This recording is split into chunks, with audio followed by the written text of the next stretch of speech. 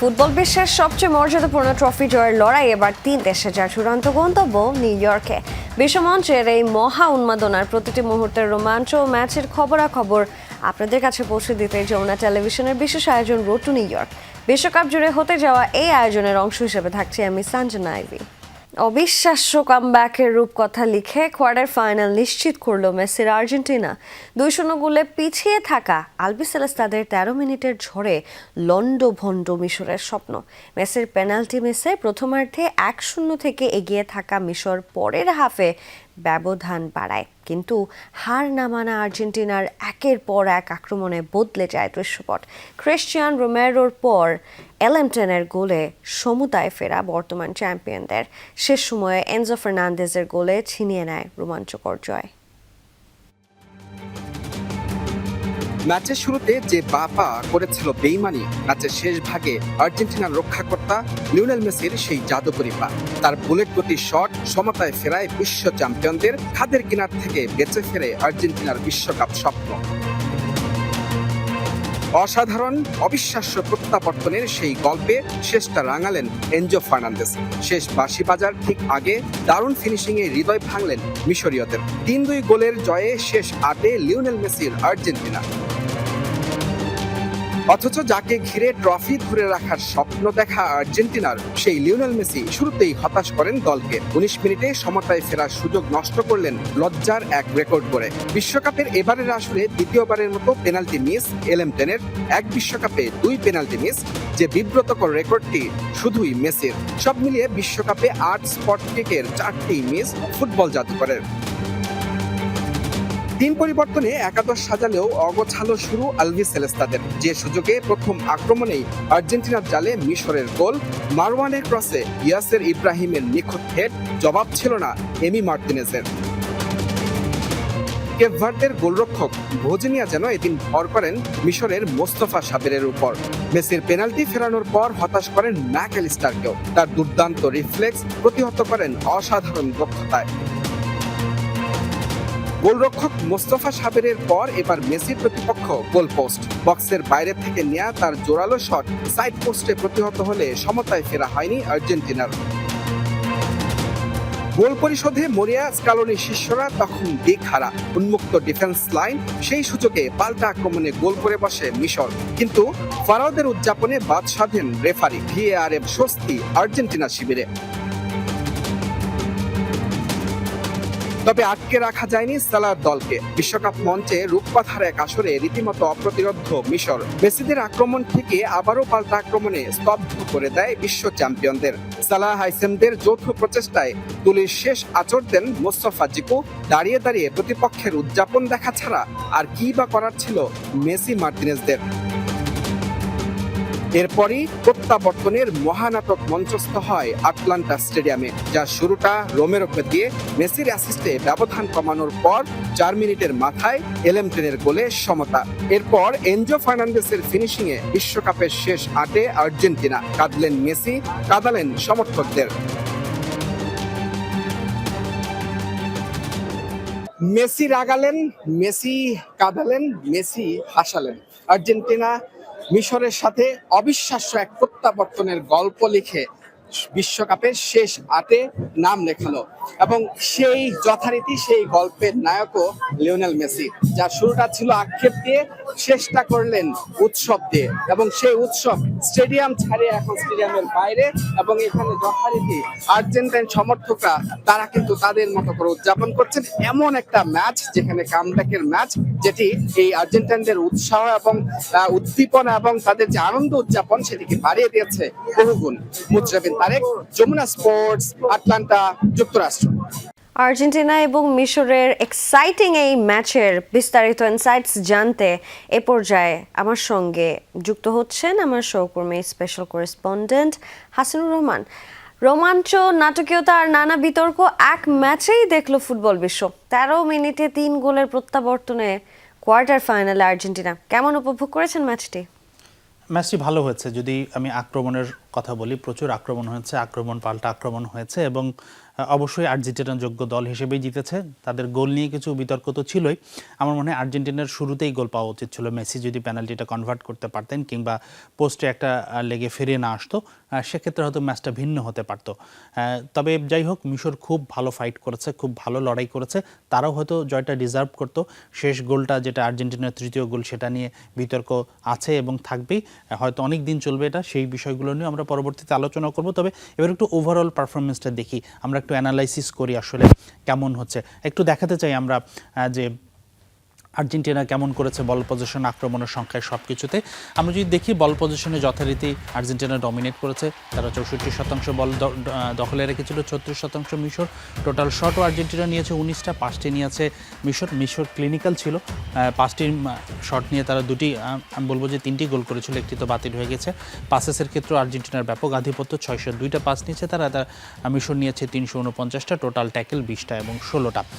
তবে আমার কাছে মনে হয়, আমি যেটা বলছিলাম যে আর্জেন্টিনার আরও ভালো জেতা উচিত ছিল, সেটার পেছনে একটা যুক্তি আছে, বা শুরুতেই জয় গোল পাওয়া উচিত ছিল। আমার কাছে কিছু তথ্য আছে পজিশনাল বেস, আমি একটু দেখাতে চাই।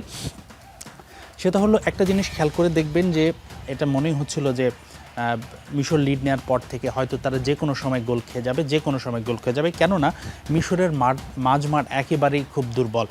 আমি যদি দেখি এখানে দুই দলের অ্যাভারেজ পজিশন, আপনি দেখেন যে প্রতিপক্ষের শিবিরে, আমি যদি ওই একদম বাম পাশেরটা দেখি, সেটা হচ্ছে যে আর্জেন্টিনার প্লেয়ারদের পজিশন। আপনি যদি দেখেন, মেসি অলমোস্ট বেশিরভাগ সময় তিনি মিশরের আক্রমণ ভাগে ছিলেন।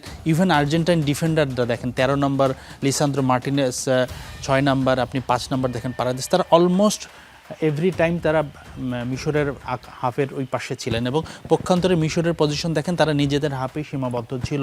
তারা মিডফিল্ড যে ব্যাটেলটা সেখানেই করতে পারেনি। 2-0 গোলে লিড পাওয়ার পরেও আপনি খেয়াল করে দেখবেন যে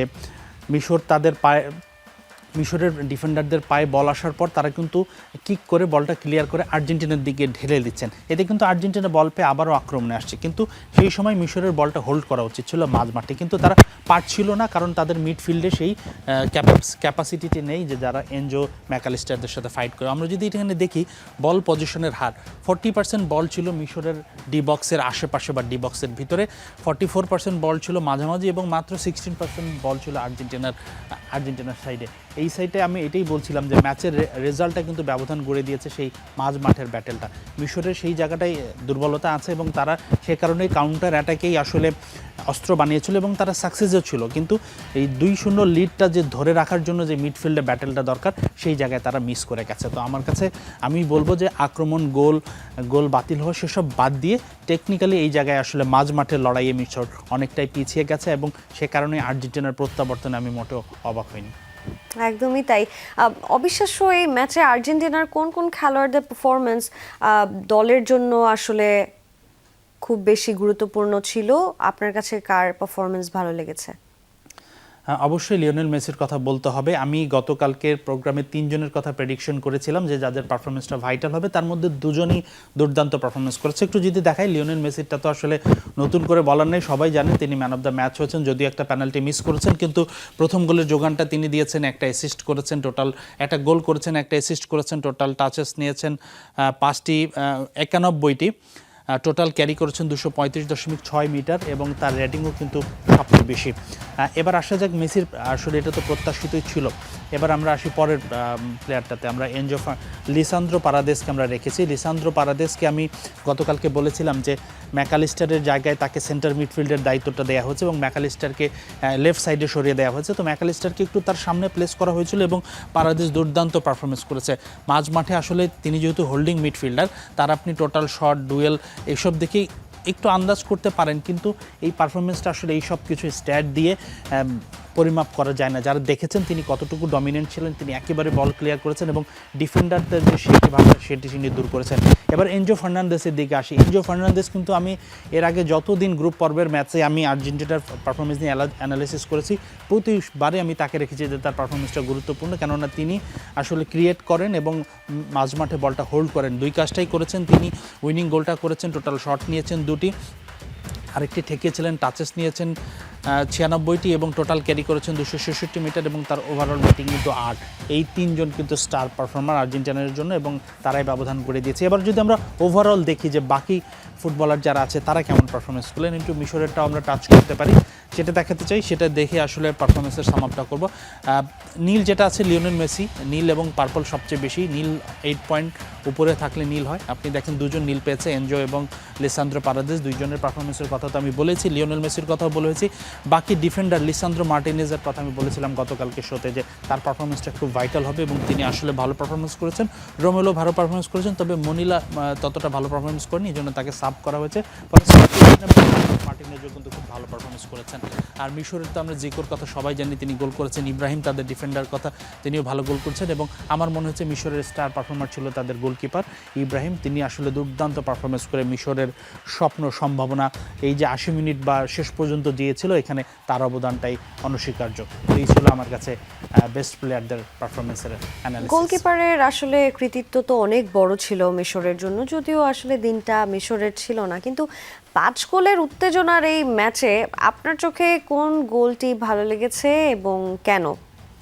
আসলে গোল তো সবই ভালো ছিল, মূলত কাউন্টার অ্যাটাক থেকে গোলগুলো হয়েছে, যেহেতু দুই দলই আক্রমণ পাল্টা আক্রমণে যাচ্ছিল। আমি একটু গোলগুলো ব্যাখ্যা করতে চাই, কিভাবে হলো, কেন গোলটা হজম করলো সেই বিষয়টা। আমরা একটু প্রথম গোলটা যদি দর্শকদের দেখাই, আমরা আগেই দর্শকদের বলে দেই যে কপিরাইট ইস্যুর কারণে আমরা তো ম্যাচের ভিডিওটা দেখাতে পারবো না, তবে একটু গ্রাফিক্যাল বোঝানোর চেষ্টা করব। প্রথম গোলটা যেভাবে ইজিপ্ট পেয়েছিল, তারা কিন্তু কর্নার থেকে সেট পিসে এসেছিলো, দেখেন মানে 3-4টা টাচের পরে এসেছিল এবং তারপরে যে হেডারটা হয়েছিল, এই হেডারটাতে খেয়াল করুন লিসান্দ্রো মার্টিনেজ কিন্তু একটু হাইডে ছোট, তার হাইডের যে দুর্বলতা আছে সেটার সুযোগ নিয়ে যে ডিফেন্ডারটা আছে ইজিপ্টের, তিনি কিন্তু হেডারটা করেছিলেন এবং গোলটা আদায় করে নিয়েছিলেন। এখানে জাস্ট একটা সেট পিস এবং উচ্চতার যে সুবিধা সেটা কিন্তু তারা নিয়েছে এবং গোলটা আদায় করে নিয়েছে। এবার পরের গোলটা যদি আমরা একটু দেখাতে চাই, পরের গোলটা দেখুন একটা দুর্দান্ত কাউন্টার অ্যাটাক ছিল, মানে জাস্ট গোলকিপারের কাছ থেকে মিডফিল্ড থেকে দুইটা ক্রস হয়ে কর্নার হয়ে একেবারে ফিনিশিং। মোহাম্মদ সালার কাছ থেকে তাদের 12 নম্বর যে প্লেয়ারটা গিয়েছিল তার কাছ থেকে জিকো দারুণ ফিনিশিংয়ে গোলটা করেছিলেন। তো এখানে আসলে সেইভাবে কোনো ডিপার্টমেন্টকে দায়ী করার সুযোগ নেই যে আর্জেন্টিনা কেন গোলটা খেলো, কিন্তু একটা দুর্দান্ত ভালো ফিনিশিং ছিল। এবার আর্জেন্টিনার যে ফার্স্ট গোলটা, এটা কিন্তু দুর্দান্ত একটা টিম গোল ছিল, মাঝমাঠ থেকে অ্যাটাকটা শুরু হয়েছিল এবং লিওনেল মেসি যে সুন্দর ক্রসটা করেছিলেন, জাস্ট রোমেরো দাঁড়িয়ে থেকে, তাকে হয়তো লাফও দিতে হয়নি, তিনি জাস্ট দাঁড়িয়ে থেকে মাথাটা ছুঁয়ে আসলে গোলটা করেছেন। তবে এখানে কিন্তু মিশরের চরম ডিফেন্সিভ ব্যর্থতা ছিল, একজন ডিফেন্ডার তার পিছনে দাঁড়িয়েছিলেন, তাকে একেবারে মার্ক করা হয়নি, তাকে ট্যাকেল করা হয়নি, মোটামুটি অনায়াসে তিনি গোলটা করে ফেলেছেন। এবার আসা যাক মেসির যে দ্বিতীয় গোলটা, এখানে আর্জেন্টিনা গট লাকি, তারা খুবই ভাগ্যবান ছিলেন। মেসির শটটা কিন্তু গোলকিপারের হাতে লেগেছিল, সেটা ডিফ্লেক্ট হয়ে গোল পোস্টের উপরে টপ অফ দ্য বারে লেগে আসলে ভিতরে যায়, এটা উপরে উঠে যেতে পারতো, ডানে বামে চলে যেতে পারতো, কিন্তু জাস্ট টপ বা বারে লেগে একদম ভিতরে ঢুকে যায়। আমরা একটু তারপরের গোলটা দেখাতে চাই, যেই গোলটা আসলে আর্জেন্টিনার জন্য খুবই, এনজো ফার্নান্দেজের সেই গোলটা আপনি দেখুন, একদম হুলিয়ান আলভারেস মিশরের আক্রমণ ভাগ থেকে বলটা ক্লিয়ার করে, মানে পাস দিয়ে দেয় এবং পাস দিয়ে এসে নাম্বার 22 লাউথারো মার্টিনেজের কাছে আসেন। এত দ্রুত পাসটা আসে যে মিশরের ফুটবলাররা কিন্তু আসতেই পারেনি। লাউথারো মার্টিনেজ অনেকটা সময় নিয়ে দেখে শুনে এনজো ফার্নান্দেজকে একদম পিক করে বলটা করেছে এবং সেটা হেড দিয়ে তিনি গোল করেছেন। যদিও সেটার বিল্ড আপ নিয়ে বিতর্ক আছে, আমরা সেটা অবশ্যই পরবর্তীতে আলোচনা করব। তো এটাই ছিল আমার কাছে গোলের যে বিশ্লেষণ। হাসিনুর, আপনার সাথে আরও অনেক আলোচনা রয়েছে এই ম্যাচের ইনসাইটস নিয়ে, আমাদের সঙ্গী থাকবেন। রোড টু নিউ ইয়র্কের এই পর্যায়ে সময় হলো একটা বেরোতেই, সঙ্গেই থাকুন। আবারও আমন্ত্রণ, দেখছেন রোড টু নিউ ইয়র্ক এবং আবারও যুক্ত হতে চাই আমার সহকর্মী এবং স্পেশাল করেসপন্ডেন্ট হাসিনুর রহমানের সাথে। আসলে আর্জেন্টিনা এবং মিশরের এই ম্যাচে যদিও প্লেয়ার অফ দ্য ম্যাচ রেফারিকেই বলা হচ্ছে, কিন্তু অনেক বিতর্ক ছিল এখানে, শুরু থেকেই তো বলে আসছি আমি, এবং ভিএআর নিয়েও অনেক বিতর্ক হয়েছে, যেখানে মিশরের দ্বিতীয় গোলটি বাতিল হয়েছে, কিন্তু নিয়ম যদি সেক্ষেত্রে একই হয় তাহলে কিন্তু আর্জেন্টিনার তৃতীয় গোলটিও বাতিল হওয়ার কথা, সেক্ষেত্রে পেনাল্টি পেতে পারতো মিশর, কিন্তু ভিএআর এবং রেফারির এসব সিদ্ধান্তে আসলে সবকিছু মিলিয়ে আপনার অ্যাসেসমেন্ট কি থাকবে? আমার অ্যাসেসমেন্ট হলো যে মিশরের যে গোলটা তারা মোহাম্মদ সালারা অ্যাপিল করেছিল, যে আর্জেন্টিনার তৃতীয় গোলের যে বিল্ড আপটা সেটা রেফারির রিভিউ করা উচিত ছিল। কনটেক্সটটা প্রায় সিমিলার ছিল, তবে ফাউলের ধরনটা ডিফারেন্ট ছিল। আমি একটু ভালো করে ব্যাখ্যা করার জন্য আমাদের কিছু ছবি আছে, সেই ছবিগুলো দেখিয়ে আমরা যদি আলোচনা করি হয়তো দর্শকদের একটু বুঝতে সুবিধা হবে। আপনি যদি দেখেন প্রথম ফাউলটা ছবিটা যেটা হচ্ছে আর্জেন্টিনার যেটা করা হয়েছিল এবং মানে মিশরের যে গোলটা বাতিল করা হয়েছিল সেখানে এই বিল্ড আপে ফুটবলারটা যে মিশরের ফুটবলার ছিল তিনি আর্জেন্টিনার যে ডিফেন্ডার আছেন লিসান্দ্রো মার্টিনেস তার বুটটা তিনি খেঁচেছিলেন, পাশের ছবিটাও বড় করে দেওয়া আছে জুম করে। এখন এই বিষয়টা হচ্ছে যে ভিআরের যে নিয়ম আছে, ফিফার যে রুল বুক আছে সেখানে স্পষ্ট বলা আছে যে বিল্ড আপে যদি কোনো ফাউল হয় সেটা যদি রেফারি দেখতে না পায় সেক্ষেত্রে কিন্তু ভিআর অ্যাসিস্ট্যান্ট রেফারি তাকে রিভিউ করার জন্য বলতে পারেন এবং তিনি রিভিউ করেছেন। এইটা নিয়ে অনেকের বিতর্ক থাকতে পারে, অনেক আগে কিন্তু এখান থেকে বিল্ড আপের শুরু হয়েছিল, এটা ফাউল, এই ব্যাপারে কোনো সন্দেহ নেই। এখন প্রশ্নটা হলো যেই পরের যেই ফাউলটা সেখানে সালাকে যে ট্যাকেলটা করা হয়েছিল এইটাও আসলে বিল্ড আপের সময় হয়েছিল। এখান থেকে জুলিয়ান আলভারেজ পাসটা দিয়েছিল, আমি যখন গোলের বর্ণনাটা দিয়েছিলাম লাউথারো মার্টিনেজ রিসিভ করে এবং লাউথারো মার্টিনেজ ক্রস করে সেটা থেকে এনজো ফার্নান্দেস আসলে হেডারে গোলটা দেয়। আরেকটা ছবি আছে আমাদের কাছে, সেটা একটু যদি আমরা দেখাতে চাই। সেই বিষয়টা হলো এখন এটা ফাউল হয়েছে কিনা সেটা একটা বিষয়, আর ভিআর কেন এটা রিভিউ করলো না। এটা ফাউলের যে কনটেক্সটটা দেখুন, এখানে বল কিন্তু প্রথম নাম্বার 1 যেই জায়গাটা সেখানে সালা বলটা নিজের পায়ে নিলেন, নেওয়ার পরে তাকে একটু ডজ দেওয়ার চেষ্টা করলেন কিন্তু হুলিয়ান আলভারেজের পায়ে বল লেগে 3 নম্বর চিত্রটাতে দেখুন বলটা কিন্তু মোহাম্মদ সালাহ হারিয়ে ফেলেছেন। বলটা তখন সালার নিয়ন্ত্রণে ছিল না এবং 4 নম্বর ইমেজে দেখুন আপনি যখন বলটা বের হয়ে গেছে তখন দুইজনের পায়ের সংঘর্ষ হয়েছে। তো আই এম নট শিওর যে এটা ফাউল দিতেই হবে, এটা ফাউল নাও হতে পারতো।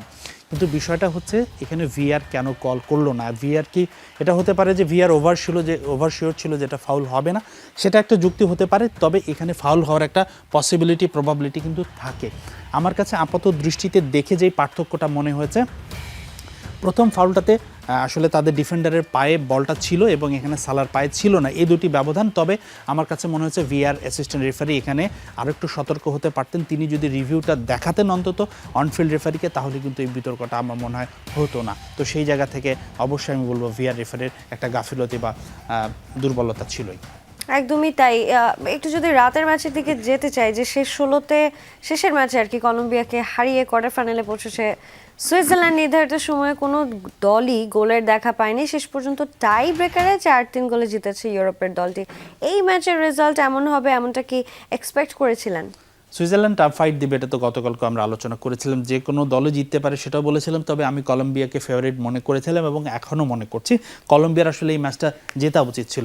আমরা একটু ম্যাচের স্টার্ট দেখাতে চাই। Colombia far better aggressive team, attacking team সুইজারল্যান্ডের চেয়ে, কিন্তু তারা যেহেতু জিতেছে তাদের কাছ থেকে জয়ের কোনোভাবেই ছিনিয়ে নেওয়ার সুযোগ নেই। আমি আগেও যেটা বলেছি এখনও বললাম, দুই দলই সমান ছিল, কিন্তু কলম্বিয়া মাস বেটার ফুটবল খেলেছে, এই ম্যাচও খেলেছে, এর আগে পুরো টুর্নামেন্টেও খেলেছে। অবশ্যই কলম্বিয়ার জয় পাওয়া উচিত ছিল যদি আপনি ডিজার্ভিংয়ের ক্ষেত্রে দেখেন।